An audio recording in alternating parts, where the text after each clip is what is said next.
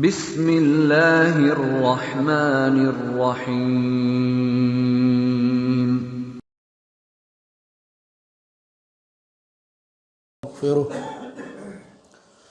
ونعوذ بالله من شرور أنفسنا ومن سيئات أعمالنا من يهده الله فلا مضل له ومن يضلل فلا هادي له وأشهد أن لا إله إلا الله وحده لا شريك له وأشهد أن محمدًا عبده ورسوله اللهم صل على محمد وعلى آل محمد كما صليت على إبراهيم وعلى آل إبراهيم إنك حميد مجيد اللهم بارك على محمد وعلى آل محمد كما باركت على إبراهيم وعلى آل إبراهيم في العالمين إنك حميد مجيد أما بعد فإن خير الحديث كتاب الله وخير الهدى هدى محمد صلى الله عليه وآله وسلم وشر الأمور محدثاتها وكل محدثة بدعة وكل بدعة ضلالة وكل ضلالة في النار رب أعوذ بك من همزات الشياطين من همزه ونفخه ونفثه يا أيها الذين آمنوا اتقوا الله حق تقاته ولا تموتن إلا وأنتم مسلمون يا أيها الناس اتقوا ربكم الذي خلقكم من نفس واحدة وخلق منها زوجها وبث منهما رجالا كثيرا ونساء واتقوا الله الذي تساءلون به والأرحام إن الله كان عليكم رقيبا يا أيها الذين آمنوا اتقوا الله وقولوا قولا سديدا يصلح لكم أعمالكم ويغفر لكم ذنوبكم ومن يطع الله ورسوله فقد فاز فوزا عظيما رب اشرح لي صدري ويسر لي أمري واحلل عقدة من لساني يفقهوا قولي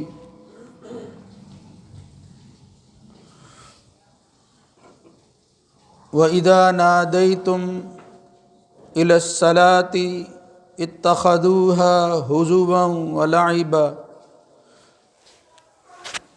ذَلِكَ بِأَنَّهُمْ قَوْمٌ لَا يَعْقِلُونَ۔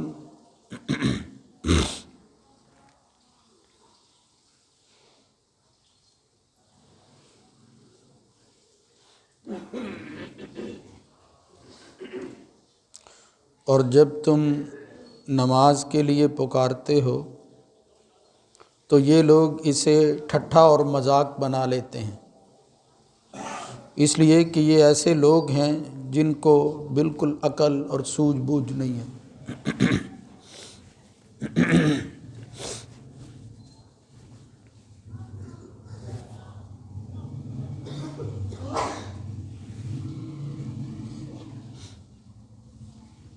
ہر قسم کی حمد و ثنا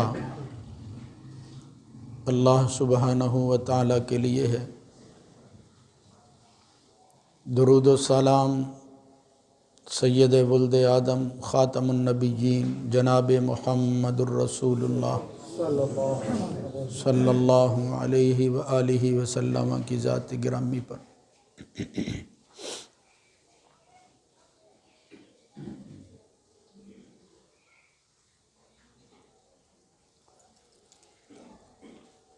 کسی بھی مذہب اور فکر کے حامل لوگ اپنی سوچ کی ترجمانی کے لیے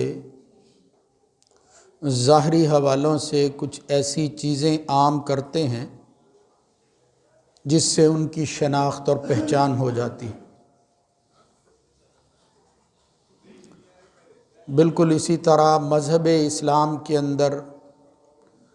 اور بالخصوص ہماری اس آخری شریعت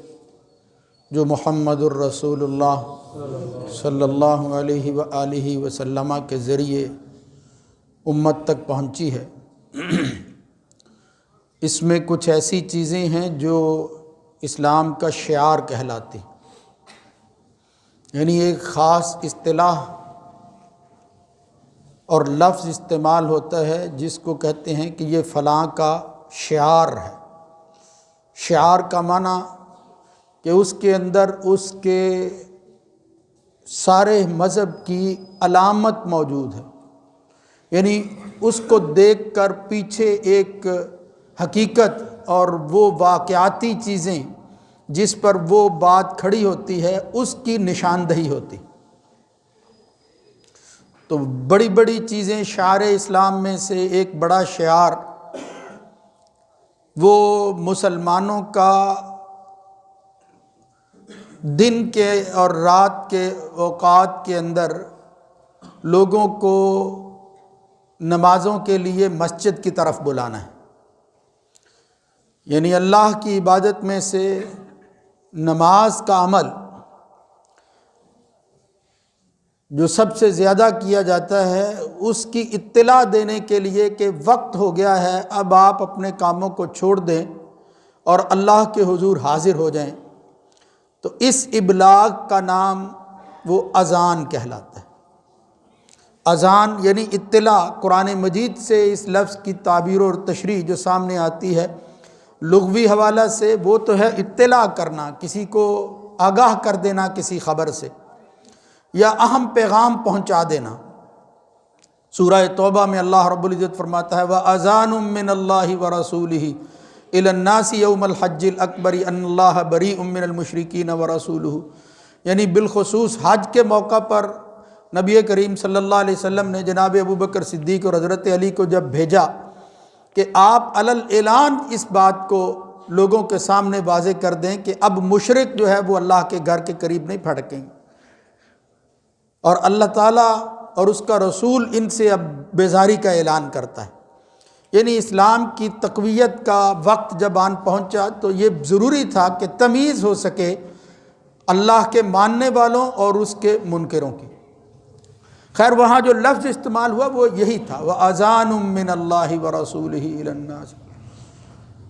مگر اصطلاح کے اندر اب صرف عام اعلان نہیں ہے بلکہ ایک خاص اعلان، التعبد للہ،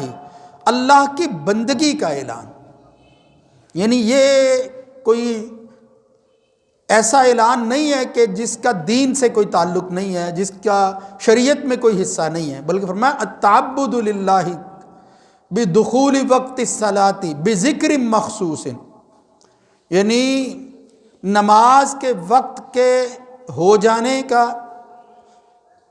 اعلان کرنا اور اس نیت کے ساتھ کہ میں اللہ کی بندگی کرتے ہوئے یہ کام کر رہا ہوں، اور مخصوص قسم کا ذکر کرنا، یعنی اس تعریف سے معلوم ہوتا ہے کہ نیت کے اندر یہ بات ہونی چاہیے کہ یہ اللہ کا پیغام ہے اور اس کو عبادت سمجھ کر کیا جا رہا ہے، اللہ کی بندگی کا ایک حصہ ہے، اور اس کی وجہ کہ جو فضیلتیں آتی ہیں نبی کریم صلی اللہ علیہ وسلم نے جو اذان کے کلمات اور پھر اس کو دہرانے اور اس کے بعد کے متعلق جو فضائل بیان کیے ہیں وہ بے شمار ہیں، آج شاید اس کی طرف جو ہے وہ بات نہ ہو سکے، تو یہ فرمایا کہ وہ ایک عبادت کا حصہ ہے، اس لیے نماز کے اوقات کی اطلاع دینا اللہ کی بندگی کرتے ہوئے اور پھر مخصوص ایسا ذکر کرنا جو اللہ اور اس کے رسول نے سکھایا ہے، بالخصوص محمد الرسول اللہ صلی اللہ علیہ وسلم نے جس کی تلقین کی ہے۔ یعنی یہ اطلاع اپنی مرضی کے ساتھ حالات کی تبدیلی کے ساتھ تبدیل نہیں ہو سکتی کہ جب جیسے چاہو اس کو جو ہے وہ عام کر دو، یا علاقے کے لوگ اپنے اپنے طور پر جو ہے وہ اس کو انجام دینا شروع کر دیں۔ یہ توقیفی معاملہ ہے۔ اس سے سب سے پہلی بات اذان کی نسبت سے یہ معلوم ہونی چاہیے کہ یہ ایک ایسا شعار ہے کہ دنیا میں جہاں کہیں اللہ کا نام لینے والے اور اس کی عبادت کی دعوت دینے والے موجود ہیں، وہ خواہ کسی زبان کے حامل ہوں، لیکن جب اذان دیتے ہیں، جب یہ خاص ذکر کرتے ہیں، پھر اس کو ذکر سمجھ کر کرتے ہیں، اس کو اپنی مرضی سمجھ کر نہیں کرتے۔ یعنی وہی الفاظ دہرائے جاتے ہیں، اسی طرح دہرائے جاتے ہیں، اسی طرح ادائیگی کی کوشش کی جاتی ہے جو رسول اللہ صلی اللہ علیہ وسلم نے سکھائی ہے۔ یہاں ایک بات ذہن میں رکھنی چاہیے، اور پھر ایک مسئلہ جو سب سے پہلے اس اذان کی نسبت سے نکلتا ہے وہ یہ ہے کہ بعض لوگ یہ جو دعویٰ کرتے ہیں کہ دین صرف منحصر ہے قرآن مجید کی آیات کے اندر، جو اللہ تعالیٰ نے کتاب میں بتا دیا جی بس یہ کافی ہے، اور پھر اس حوالے سے کئی دلائل دینا شروع کر دیتے ہیں۔ عجیب بات یہ ہے کہ قرآن مجید کے کافی ہونے کے لیے دلیلیں احادیث سے دی جاتی ہیں، یعنی جس کا انکار کرتے ہیں دلیل وہاں سے لی جاتی ہے کہ حضرت عمر نے کہا کہ میرے لیے جو ہے وہ اللہ کی کتاب کافی ہے، فلاں جو ہے وہ حدیث میں آتا ہے۔ کیسی عجیب جو ہے وہ یہ منطق نظر آتی ہے کہ آپ جس چیز کو دلیل اور بنیاد بنا رہے ہیں آپ کے نزدیک تو وہ ثابت ہی نہیں ہے، لہذا یہ کہنا کہ ہمارے لیے صرف قرآن کافی ہے، اس کے پیچھے جو مقصد پنہا ہوتا ہے وہ یہ کہ یہ نبی جو ہے اس کی کوئی حیثیت نہیں ہے، یہ تو ایک پیغامبر تھا، بس واسطہ تھا، وہ کتاب اللہ دے کر چلا گیا، اب اس کی ضرورت نہیں ہے۔ اور اس کی بڑی وجہ یہ ہے کہ اس ہتھیار کو استعمال کر کے قرآن کی من مانی تعویل کی جاتی ہے، اور پھر اپنا مقصد اخذ کرنے کی کوشش کی جاتی ہے کہ بندہ آزاد ہو جائے، حدیث کی پابندی ختم ہو جائے۔ تو اس مسئلے سے معلوم ہوتا ہے کہ پورے قرآن مجید کو ڈھونڈ لیں، یہ جو شعار اسلام ہے اور مسلمان نماز کے لیے بلاتے ہیں،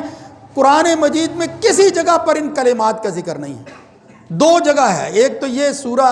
مائدہ کی آیت جو میں نے تلاوت کیا، وَإِذَا نَادَيْتُمْ إِلَى الصَّلَاةِ اتَّخَذُوهَا، بالخصوص اذان کے حوالے سے یہ آیت موجود ہے۔ وہ کیا ہے کہ جب مسلمانوں تم اللہ کے گھر کی طرف لوگوں کو نماز کے لیے بلاتے ہو، کچھ ایسے بے نصیب بھی ہیں کہ وہ لبیک کہنے کی بجائے انہی کلمات کو مذاق اور ٹھٹھا کا نشانہ بنا لیتے ہیں، استہزاء شروع کر دیتے ہیں۔ یہ کیا کر رہے ہیں؟ نقل شروع کر دیتے ہیں۔ یعنی صرف مقصود یہ ہوتا ہے کہ اب اس کا رد تو نہیں ہو سکتا، لوگوں کو باور کرائیں کہ یہ کوئی قابل توجہ بات نہیں ہے، جبکہ انسانوں اور بالخصوص مسلمانوں کا سب سے بڑا دشمن جس کو مہلت ملی، شیطان، اگر کسی چیز سے سب سے زیادہ ڈرتا ہے اور بھاگتا ہے تو وہ اذان کے کلمات۔ نبی کریم صلی اللہ علیہ وسلم نے فرمایا جب بھی وہ اذان کے کلمات سنتا ہے تو وَلَهُ زُرَاتٌ، وہ تو اپنی ہوا، جس طرح کہتے ہیں نا کہ بندے کی ہوا خارج ہو جاتی ہے، بے بس ہو جاتا ہے بندہ، اسی طرح گوز مارتا ہوا وہ علاقہ چھوڑ دیتا ہے، پھر واپس آتا ہے۔ وہ لمبی حدیث ہے، وسوسے کے لیے وہ پھر دوبارہ جو ہے وہ آ جاتا ہے، مگر اذان کے کلمات کی تاثیر اتنی ہے کہ شیطان اس کو سننے کا روادار نہیں ہوتا، بلکہ جب تک اللہ کی توحید اور نبی کریم صلی اللہ علیہ وسلم کی شہادت اور پھر اللہ کی طرف بلانے اور فلاح کا تذکرہ ہوتا رہتا ہے، وہ غصے کے عالم کے اندر یہ سننے کی جرت نہیں کرتا، بھاگ جاتا ہے۔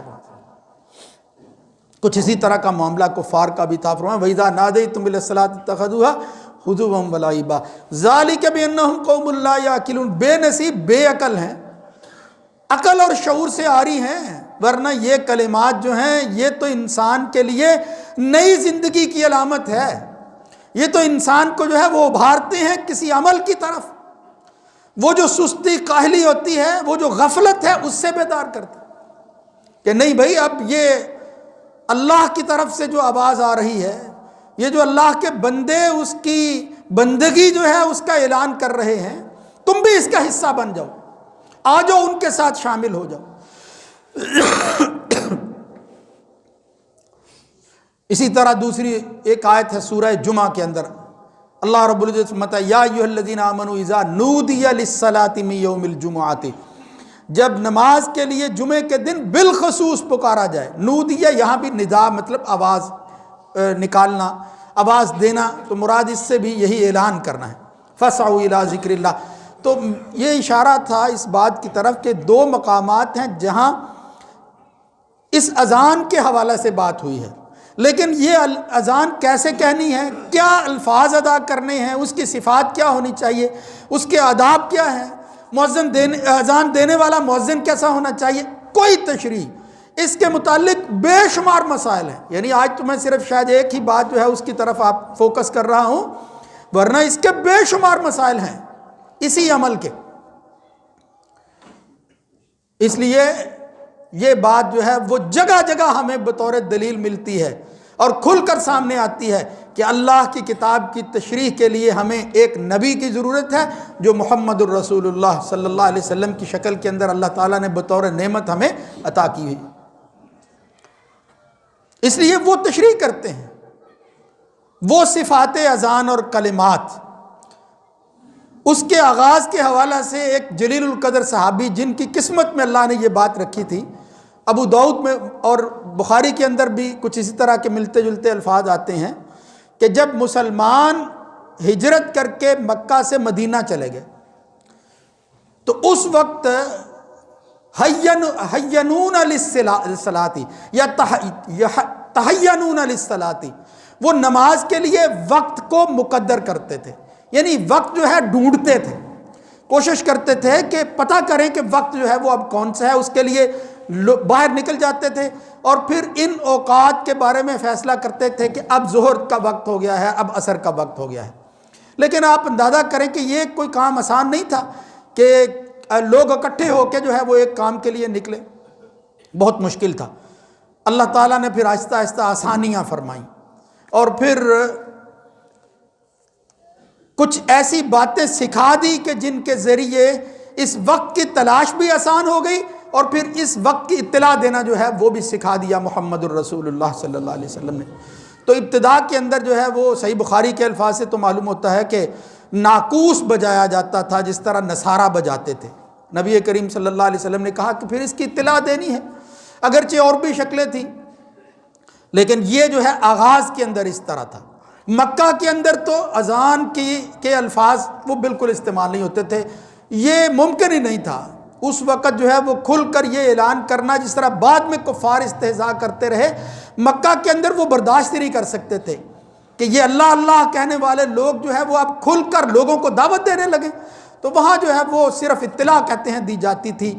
اب اس کی کوئی وضاحت کسی صحیح حدیث کے اندر کہ کیا الفاظ ادا کیے جاتے تھے وہ موجود نہیں ہے، جس طرح کہ بخاری کی اس روایت میں ہے کہ حضرت عمر رضی اللہ تعالیٰ عنہ نے کہا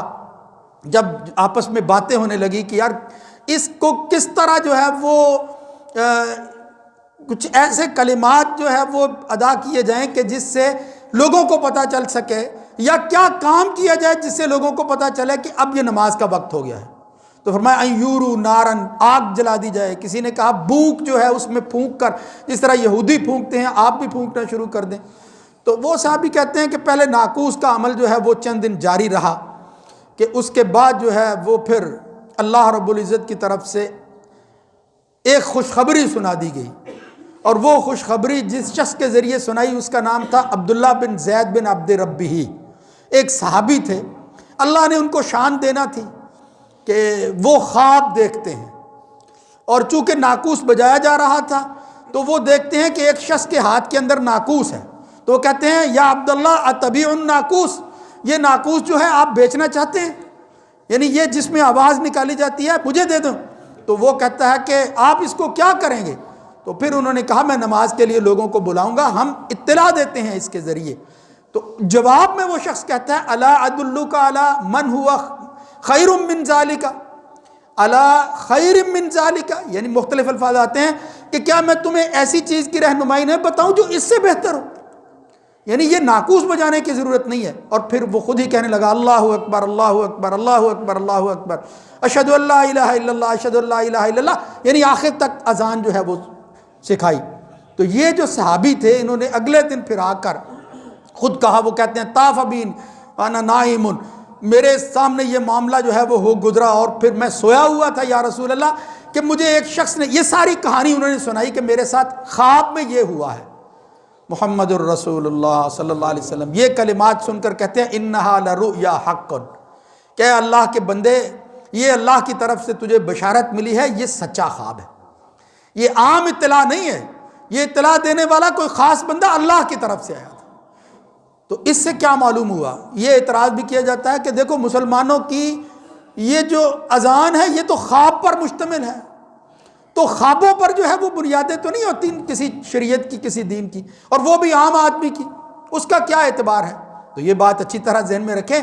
ہماری اذان خواب پر نہیں ہے بلکہ اس خواب کی اس تعبیر اور اس تصدیق پر ہے جو دنیا کے سب سے سچے آدمی محمد الرسول اللہ صلی اللہ علیہ وسلم کی زبان سے نکلی. عبداللہ بن زید بن عبد رب جو بھی خواب دیکھتے رہتے واقعتاً شریعت نہیں بن سکتی تھی جب تک کہ اللہ کا رسول یہ بات نہ کہہ دیتا کہ اللہ کے بندے انہا لرؤیا حق, یہ اللہ کی طرف سے سچا خواب جو ہے وہ بن کر نازل ہوا ہے اور میں اعلان کرتا ہوں. اور پھر اگلے جو الفاظ ہیں اس سے شریعت بنی. وہ کیا ہے؟ فرمایا کہ جاؤ القی علی بلال, یہ کلمات جو ہیں یہ بلال کو سکھا دو, یا فرمایا اس کو بتاتے جاؤ فَإِنَّهُ أَنْدَى مِنْكَ صَوْتًا, اس لیے کہ آواز کی بلندی کے اعتبار سے وہ تجھ سے بہتر ہے, یعنی آواز جو ہے وہ بلال کی زیادہ بلند ہے, لہذا یہ کلمات جو تجھے رات خواب میں جو ہے وہ کسی نے سکھائے ہیں وہ بلال کو سکھا دے. تو وہ ساتھ ساتھ جو ہے وہ دہراتے تھے, حضرت بلال جو ہے اس کو بلند آواز کے ساتھ جو ہے وہ پکارتے اور پھر لوگوں کو بلاتے تھے. تو یہ تھا وہ واقعہ ابتدائے اذان کے حوالے سے. اب مختصر بات یہ ہے کہ اس میں آج بھی ہم دیکھتے ہیں وقت کے ساتھ ساتھ کچھ لوگوں نے اپنی طرف سے تبدیلی کرنے کی کوشش کی, یا یوں کہہ لیجئے کہ الفاظ کو بڑھانے کی کوشش کی, اور پھر کہا کیا کہ یہ وقت کے ساتھ جب یہ رسول اللہ صلی اللہ علیہ وسلم کے بعد نبوت کا سلسلہ ختم ہوا اور ولایت کا سلسلہ شروع ہوا ہے تو اس ولایت کا اعلان بھی تو کرنا چاہیے. یعنی جہاں شہادت ہے اس بات کی کہ اللہ الہ الا اللہ, اشہد ان محمد الرسول اللہ, وہاں اشہد ان علی ولی اللہ بھی کہنا چاہیے, اور پھر حیا علی الصلاح حیا علی الفلاح حیا علی خیر العمل بھی کہنا چاہیے. اور پھر بد نصیبی کہ مسلمانوں نے خود ہی یہ الزام دھرنے شروع کر دیے کہ حیا علی خیر العمل جو ہے وہ اذان کے اندر موجود تھا, عمر نے اس کو ختم کر دیا رضی اللہ تعالیٰ عنہ. حالانکہ حضرت عمر کو اس سے کیا دشمنی تھی یا حسد ہو سکتا تھا اگر یہ کلمات رسول اللہ صلی اللہ علیہ وسلم نے سکھائے ہوتے. اس لیے وہ اذانیں یا وہ قسم اذان کی یا وہ کلمات جو خود محمد الرسول اللہ صلی اللہ علیہ وسلم نے سکھائے ہیں وہ 3 طرح کے کلمات ہیں جو احادیث سے معلوم ہوتے ہیں, اور وہ 2 شخصوں کو جو ہے وہ سکھائے پھر بعد میں رسول اللہ صلی اللہ علیہ وسلم. یعنی یہ اللہ کی ہدایت کے مطابق یہ سب کچھ ہوا. پہلے جو کچھ ہوا مشاورت کی گئی, صحابی کو خواب نظر آیا, اس میں بھی ایک سبق تھا, اس میں بھی لوگوں کو بتانا تھا کہ جب معاملہ کوئی حل کرنا ہو اجتماعی تو کس طرح دوسروں کو شریک کرنا چاہیے, اور پھر جو ہے وہ لوگوں کی طلب دیکھنا مقصود ہوتی ہے. آخری اتھارٹی وہ اللہ کی اتھارٹی ہے جو فیصلہ کرتی ہے محمد الرسول اللہ صلی اللہ علیہ وسلم. اس لیے حضرت عبداللہ ابو محذورہ رضی اللہ تعالیٰ عنہ وہ کہتے ہیں علمانی رسول اللہ صلی اللہ علیہ وسلم الاذان, اللہ کے رسول نے مجھے اذان سکھائی ہے, یعنی وہ مجھے بتایا کس طرح اذان کہنی ہے. وہ کلمات جو عبداللہ بن زید نے دیکھے ہیں ان کو دہرانا کیسے ہے, تو وہ کلمات جو ہیں جو حضرت ابو محذورہ کو سکھائے وہ 19 کلمات ہیں اذان کے. وہ ایک جگہ پر جو ہے وہ خود بھی کہتے ہیں علمانی رسول اللہ صلی اللہ علیہ وسلم 19 کلمات ہیں, اور پھر اسی طرح فرمایا کہ اذان کے بعد جو اقامت ہے اس 17 کلمات ہیں, 17 جو ہے وہ الفاظ اس کے سکھائے محمد الرسول اللہ صلی اللہ علیہ وسلم. تو اس میں سب سے پہلے ابو محذورہ کو جو اذان سکھائی اور مکہ میں جو اذان کہی جاتی تھی اس میں یہ کلمات تھے کہ اللہ اکبر اللہ اکبر اللہ اکبر اللہ اکبر, جس طرح آج بھی ہم کہتے ہیں. لیکن اس کے بعد جو شہادت کے کلمات ہیں نبی کریم صلی اللہ علیہ وسلم نے سکھایا اشہدو ان لا الہ الا اللہ، اشہدو ان لا الہ الا اللہ، اشہدو ان محمد الرسول اللہ، اشہدو ان محمد الرسول اللہ، اور پھر ساتھ ہی کہا تخفض بہا صوتک، یہ کلمات پہلے تم ذرا ہلکے کہو گے، یعنی اشہدو ان لا الہ الا اللہ، اشہدو ان لا الہ الا اللہ، لیکن پھر فرمایا اس کے بعد ثم تعود، دوبارہ تم انہی کلمات کو دہراؤ، اور پھر کیا کہا اشہدو ان لا الہ الا اللہ، یعنی آواز بلند کی، ترفع بہا صوتک، وہاں یہ لفظ آتے ہیں پہلے اخفاض تھا اب رفع ہے، یعنی بعد میں جب آپ نے یہی الفاظ دہرانے ہیں تو ان کو پھر بلند آواز کے ساتھ دہرانا ہے۔ یہ ساری بات میں کس لیے عرض کر رہا ہوں کہ یہ خود نبی کریم صلی اللہ علیہ وسلم کی سکھائی ہوئی اذان ہے، اس سے دشمنی نہیں ہونی چاہیے، اس کی مخالفت نہیں ہونی چاہیے، اس لیے کہ ہمارا مسلک اس کو قبول نہیں کرتا۔ حضرت ابی محذورہ کو حضور نے جو اذان سکھائی وہ دوہری اذان تھی، اس کے اندر ترجیح شامل تھی، اس کو ترجیح کہتے ہیں کہ شہادت کے کلمات جو ہے وہ دوبارہ کہنا، پہلے جس طرح کہے جائیں بالکل اسی طرح دوبارہ کہنا، اس کو ترجیح کہتے ہیں، اور یہ بالکل بخاری مسلم کی روایتوں سے ثابت ہے۔ کوئی یہ ایسا اتفاقی مسئلہ نہیں ہے کہ وقتی طور پر تھا۔ بعض لوگ کہتے ہیں جو اس کا انکار کر وہ کہتے ہیں جی یہ صرف تعلیم کے لیے تھا، تو بھائی تعلیم کے لیے تھا، بعد میں وہ چھوڑ دیتے جب انہیں پتہ چلا، تو یہ چھوڑا نہیں گیا۔ اس لیے یہ بات معلوم ہوتی ہے کہ اگر کوئی شخص یہ ترجیح کے کلمات اذان میں کہنا چاہے اور دوہری اذان کہے تو یہ خلاف سنت نہیں ہے، اور کبھی کبھی یہ سنت ادا بھی کرنی چاہیے ہمیں۔ اور پھر اسی کے اندر اس روایت میں آتا ہے کہ نبی کریم صلی اللہ علیہ وسلم فرمایا فَإِذَا كُنْتَ فِي صَلَاةِ الصُّبْحِ، کہ جب تو صبح کی نماز میں ہو تو پھر تو کیا کہے گا، حی علی الصلاۃ، حی علی الفلاح کے بعد الصلاۃ خیر من النوم، یعنی نبی کریم صلی اللہ علیہ وسلم نے ہی ابو محذورہ کو سکھایا، یہ حضرت عمر کی طرف سے اضافہ نہیں ہے۔ یہ بھی بات اچھی طرح سن لینی چاہیے، اس کو بھی لوگ عام بیان کرتے ہیں، یہ تو جی بعد میں انہوں نے شامل کیے، یعنی کسی جگہ کہا نکال دیے الفاظ، کچھ کہا شامل کر لیے، یہ زیادتیاں ہیں جو مسلمان ہی جو ہے وہ دوسروں کے خلاف کرتے ہیں، صرف اپنی مقصد براری کے لیے، اپنے مفاد کے لیے، اپنی بات کو سچا کرنے کے لیے۔ صحیح بخاری مسلم کی روایتیں ہیں، رسول اللہ صلی اللہ علیہ وسلم نے کہا صبح کی اذان میں الصلاۃ خیر من النوم کہا کرو، اور کہتے تھے وہ پھر صحابی۔ اس لیے یہ بھی بات اگر حی علی الفلاح کے بعد خیر العمل ثابت ہوتا تو کوئی اعتراض والی بات نہیں تھی، یہ کلمات اللہ کے رسول سکھا دیتے، کسی کو کیا اعتراض تھا، ممکن نہیں تھا۔ اسی لیے یہ الصلاۃ خیر من النوم صبح کے وقت کہنا، اور صرف صبح کے وقت کہنا یہی کافی ہے۔ ایک روایت آتی ہے، بعض لوگ جو ہیں وہ شفافے وغیرہ وہ کہتے ہیں ہر نماز کے اندر تصویب کریں، اس کو کہتے ہیں تصویب، یعنی یہ الصلاۃ خیر من النوم، وہ کہتے ہیں غفلت اور نیند سے بیداری کے لیے یہ الفاظ دہرا دینے چاہیے، اس لیے کہ غافل آدمی وہ بیدار ہو جائے۔ تو ایک دفعہ گئے بالکل ابتدا کے اندر بعض لوگ یہ ایسا عمل کرتے تھے، حضرت عبداللہ ابن عمر ایک جگہ گئے اور انہوں نے دیکھا سنا کہ لوگ جو ہے اذان کہہ رہے ہیں، اذان کی کلمات سنے انہوں نے، اور پھر انہوں نے جو ہے وہ بعد میں یہی تصویب کے کلمات سنے، یہ صلاۃ خیر، تو وہ کہہ رہے ہیں اخرج بنا فإن هذه بدعۃ، او اللہ کے بندے مجھے کہاں لے آیا، یہاں سے نکل جاؤ، یہ تو بدعت جیسے عمل شروع کر رہے ہیں، یہ بدعت ہے جو انہوں نے اختیار کر رکھی ہے۔ یہ تصویب ظہر اور عصر کی نماز کے اندر محمد الرسول اللہ صلی اللہ علیہ وسلم سے ثابت نہیں ہے، اپنی طرف سے بندہ کیسے اضافہ کر سکتا ہے؟ تو بہرحال یہ 17 کلمات ہیں۔ صحیح مسلم کی ایک روایت کے اندر اتفاق کی بات ہے کہ ناانصافی ہے، بعض دفعہ بات کھول کر نہیں کی جاتی، تو پھر جب اشکال پیدا ہوتا ہے پھر نوجوان کہتے ہیں کہ جی یہ حدیثوں پر اعتراض ہے، حالانکہ وہ اعتراض والی بات نہیں ہوتی۔ صحیح مسلم میں ایک روایت آتی ہے ابو محذورہ ہی کی اذان، جس میں اللہ اکبر صرف 2 دفعہ ہے، پہلے اللہ اکبر بس، اشہد ان لا الہ الا اللہ، اشہد، باقی کلمات اسی طرح ہیں، یعنی وہ جو 4 دفعہ اللہ اکبر کہا جاتا ہے وہاں موجود نہیں ہے۔ تو پھر 2 حل ہیں اس کے، ایک تو یہ کہ یہ بھی سنت سے ثابت ہے، کوئی حرج نہیں اگر 2 دفعہ بھی جو ہے وہ بھی کہہ لیے جائے، یہ حضرت ابو محذورہ کو سکھایا، صحیح مسلم کی روایت ہے۔ لیکن دوسرے مسائل کہ جب ایک جگہ پر اختصار ہو، دوسری جگہ پر اس اجمال کی تفصیل ہو، تو اس کا طریقہ کار یہ ہوتا ہے کہ جہاں تفصیلی کلمات یا تفصیلی مسئلہ موجود ہو، نتیجہ کے طور پر اس پر عمل کیا جاتا ہے۔ اس لیے دوسری روایتیں جن میں ان کلمات تکبیر کو 4 دفعہ سکھایا نبی کریم صلی اللہ علیہ وسلم نے، اس کو تذکرہ آتا ہے، اس سے معلوم ہوتا ہے یہاں صرف 2 کا اعلان اور 2 کا ذکر ہے، ورنہ اب دوسری روایتوں کو ملا کر 4 دفعہ کہا جائے تو اذان مکمل ہو جائے گی۔ یعنی یہ 2 صورتیں ہیں، میں نے پہلے بھی بیان کر دی کہ اگر کوئی شخص یہ کہنا چاہے کہ یہ روایت میں اسی طرح آتا ہے، یہاں جو ہے وہ تفصیل نہیں ہے، کوئی بات نہیں، وہ یہ کلمات کہہ دیں، بنیاد حدیث رسول ہونی چاہیے، اللہ کے رسول کا فرمان ہونا چاہیے، اور دوسری جگہ جو ہے وہ اگر تفصیل آتی ہے تو وہ پھر 4 دفعہ جو ہے وہ کلمات کہے جا سکتے ہیں۔ تیسری شکل اذان کے کلمات اور صفات کی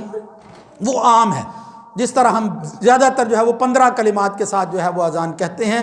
اس میں نہ شروع میں کوئی اضافہ ہے نہ آخر میں کوئی اضافہ ہے، نہ شروع میں جو ہے وہ درود پڑھنے کی ضرورت ہے، بلکہ درود شروع میں پڑھنا اللہ کے رسول سے ثابت نہیں ہے۔ وہ درود کے الفاظ جیسے بھی ہوں وہ تو اختلافی بات ہے، لیکن پہلے ہی درود پڑھنا نبی کریم صلی اللہ علیہ وسلم سے ثابت نہیں ہے، بعد میں آتا ہے۔ جو شخص اذان کی کلمات سنتا ہے پھر اس کے بعد جو ہے وہ دہراتا ہے، آخر میں جو ہے وہ اللہم صلی اللہ درود پڑھتا ہے، پھر اللہم رب ہذہ الدعوۃ التامۃ یہ دعا پڑھتا ہے، رسول اللہ صلی اللہ علیہ وسلم میں حلت علیہ الشفاعہ، اتنی فضیلت کا کام ہے۔ بعد میں جو بندہ یہ کام کرتا ہے کہ اس عمل کو دہرانے والا میری شفاعت کا مستحق بن جاتا ہے، بہت بڑا عمل ہے، لیکن اللہ کے رسول کی سنت کے مطابق ہونا چاہیے۔ تو یہ کلمات اذان یا صفات اذان کے حوالے سے ضروری چیزیں تھیں۔ ہم اپنے بخاری کے درس کے اندر جو ہے وہ اس کو بنی اسرائیل کے واقعات کے حوالے سے پڑھ رہے تھے، میں نے کہا آپ کو بھی اس میں شامل کر لیا جائے، اور کچھ اضافی چیزیں بھی آ گئیں کہ یہ کلمات اور صفات یہ بھی تشریعی معاملے ہیں، اور اسی طرح ہم اس کے پابند ہیں، جس طرح دوسری باتوں کے اندر جو ہے وہ ہماری پابندی ہے۔ اللہ رب العزت اس کو سمجھنے کی توفیق نصیب فرمائے۔ اقول قولی ھذا استغفر اللہ لی ولکم ولسائر المسلمین۔